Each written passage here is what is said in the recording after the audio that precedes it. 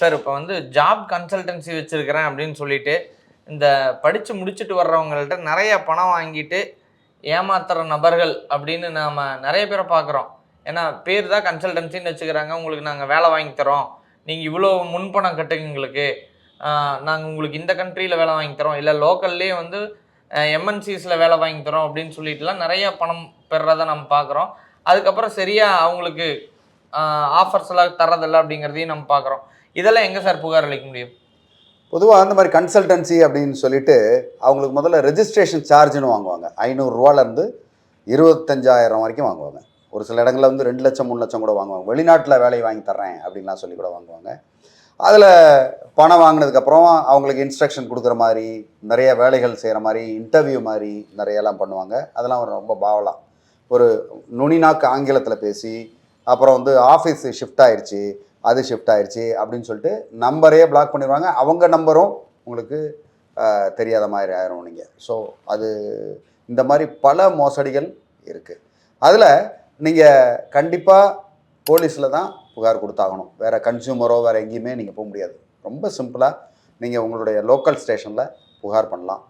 அதாவது இவங்கெல்லாம் வந்து வெறுமனே ஆன்லைனில் பார்த்து, இன்ஸ்டாகிராமில் பார்த்து, யூடியூப்பில் பார்த்து, இல்லைனா இன்டர்நெட்டில் நீங்கள் ப்ரௌசரில் பார்த்து நீங்கள் பண்ணியிருந்தீங்கன்னா அவங்கள வந்து சைபர் கம்ப்ளைண்ட் நீங்கள் பண்ணலாம். இன்ஃபர்மேஷன் டெக்னாலஜி ஆக்ட் 2000 கீழ் செக்ஷன் 66D இணையதளம், மின்னஞ்சல், வாட்ஸ்அப், இன்ஸ்டாகிராம் அதிலெல்லாம் வந்து இந்த மாதிரி தவறான விளம்பரம் வந்து அவங்களுக்கு நீங்கள் பணம் கொடுத்து ஏமாந்துருந்தீங்கன்னா அவங்கள அந்த மாதிரி சைபர் கம்ப்ளைண்ட் பண்ணிங்கன்னா அந்த சைபர் குற்றத்திற்காக அவங்களுக்கு 3 வருஷம் வரைக்கும் சிறை தண்டனை ப்ளஸ் 1 லட்சம் அபராதம் வந்து விதிக்கிறதுக்கு உண்டான வாய்ப்பு உண்டு.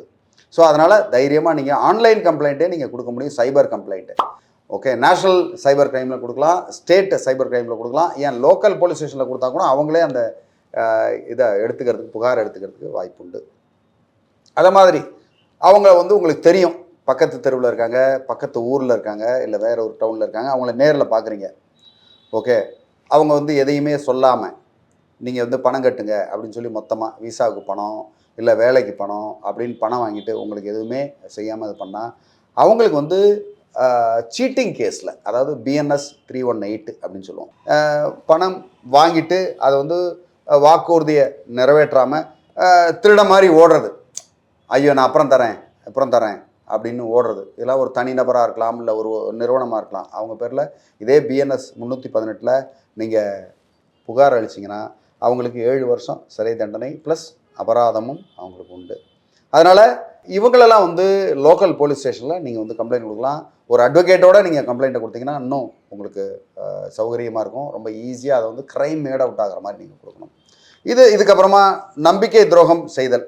நம்பிக்கை துரோகம், நீங்கள் வந்து ரொம்ப தெரிஞ்சவங்களாக இருப்பாங்க, தெரிஞ்சவங்க அவனுக்கு பணம் தேவைப்படும், அப்போ உனக்கு நான் வேலை வாங்கி தரேன், உனக்கு 1 லட்சம் 2 லட்சம் அப்படின்னு நீங்கள் அப்படியும் நிறைய இடத்துல நடக்கிறது உண்டு. சரி இவர் நமக்கு தெரிஞ்சவர் தானே, 10 வருஷமாக தெரியும், 15 வருஷமாக தெரியும் அப்படின்னு நினச்சி அவங்ககிட்ட பணம் கொடுத்து நம்ம ஏமாறுறது. அதுக்கு வந்து BNS 316 criminal breach of trust, நம்பிக்கை துரோகம் செய்வது, அது பண்ணாங்கன்னா அவங்களுக்கு 3 வருஷம் வரைக்கும் சிறை தண்டனை உண்டு, அந்த மாதிரி புகார்கள் நிரூபிக்கப்பட்டால்.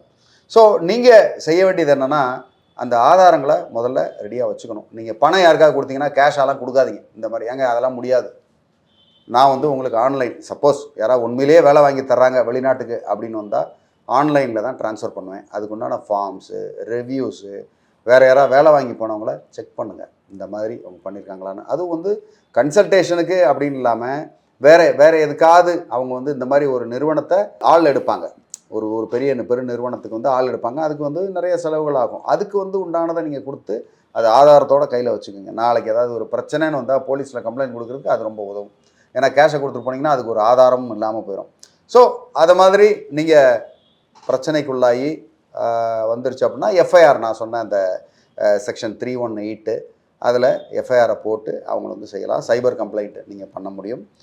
ஸோ இது தவிர்த்து ஒரு சில நிறுவனங்கள் வந்து ஜாப் கன்சல்டன்சி வந்து ரெகுலராக பண்ணிக்கிட்டே இருக்காங்க. உங்களுக்கு அந்த தவறை செஞ்சுட்டாங்க, அதுக்குள்ள மெத்தனை போக்கில் செஞ்சுட்டாங்க அப்படின்னா நீங்கள் district consumer redressal forum, okay, consumer கோர்ட்டில் கூட நீங்கள் வந்து ஃபைல் பண்ணி உங்களுக்கு உண்டான நஷ்ட ஈடை நீங்கள் பெறலாம். அப்படி இருக்கும் பட்சத்தில் அவங்களுக்கு வந்து லீகல் நோட்டீஸ் அனுப்பணும், அட்வொகேட் நோட்டீஸ் வந்து நீங்கள் அனுப்பி அதுக்குண்டான ரீஃபண்டு, டேமேஜஸ்க்கு உண்டான கிளைம்ஸு, காம்பன்சேஷன் நீங்கள் வந்து நீங்கள் வந்து வாங்க முடியும்.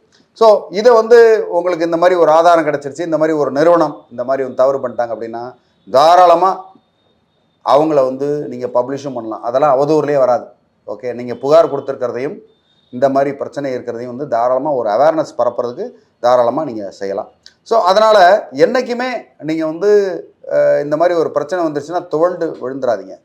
ரொம்ப ஜாக்கிரதையாக, ரொம்ப ப்ரிகாஷனரியாக செய்ய வேண்டிய விஷயங்கள் நிறையா இருக்குது. அதில் முக்கியமாக நீங்கள் வந்து எங்கேயாவது ஒரு இடத்துல இன்டர்வியூ அப்படின்னோடனே ஜூம் காலில் வர்றேன் அப்படின்னு சொல்லி நான் ஆங்கிலத்தில் பேசுவாங்க. நீங்கள் உடனே 100% நம்பிடாதீங்க. ஒன்று. ரெண்டாவது, பணம் வேணும், பணம்னு கேட்பாங்க. முன்னாடியே பணம் கொடுன்னு சொல்லி. நீங்கள் வந்து முன்னாடி பணம் கேட்டாங்கன்னா நீங்கள் வந்து சந்தேகப்படுங்க. அவங்கள சந்தேகப்பட்டு அடடா இது எதுக்காக முன்னாடி கேட்குறாங்க அப்படின்றத நீங்கள் தெரிஞ்சுங்க. அது மாதிரி நீங்கள் வந்து அவங்களுடைய கம்பெனி, ப்ரைவேட் லிமிடெட் கம்பெனினா ப்ரைவேட் லிமிடெட் கம்பெனி வந்து நீங்கள் வந்து அந்த போர்ட்டலில் செக் பண்ணுங்கள், இவங்க தானான்னு சொல்லி. அந்த கம்பெனி அக்கௌண்ட்டுக்கு தான் நீங்கள் பணம் கொடுக்குறீங்களா, பேங்க் அக்கௌண்ட்டு செக் பண்ணுங்கள். தனியாராக இருக்கலாம், அவங்க வந்து ஜாக்கிரதையாக அதெல்லாம் பார்க்கணும். அது தவிர நம்ம கூகுள் ரிவ்யூ, அந்த வேறு சில ரிவ்யூஸ்லாம் இருக்கும், நிறைய ரிவ்யூஸ் இருக்கும், வேறு சில போர்ட்டல்ஸ்லாம் அந்த நிறுவனத்தை பற்றி நீங்கள் வந்து பார்த்து ஜாக்கிரதையாக ஒரு நீங்கள் 100 ரூபா கொடுத்தாலும் 100 ரூபா தானே அப்படின்னு நினைக்காம அதை பார்த்து ஜாக்கிரதையாக செஞ்சீங்கன்னா உங்கள் பணம் பாதுகாக்கப்படும், உங்கள் மானம் பாதுகாக்கப்படும், உங்கள் மரியாதை பாதுகாக்கப்படும். வேறு ஏதாவது இதில் உங்களுக்கு சந்தேகம் இருந்தாலோ இல்லை வேறு ஏதாவது உதவி தேவைப்பட்டாலோ தாராளமாக என்ன அணுகுங்க. உங்களுக்கு உதவுறது காத்துக்கிட்டு இருக்கேன். நன்றி, வணக்கம்.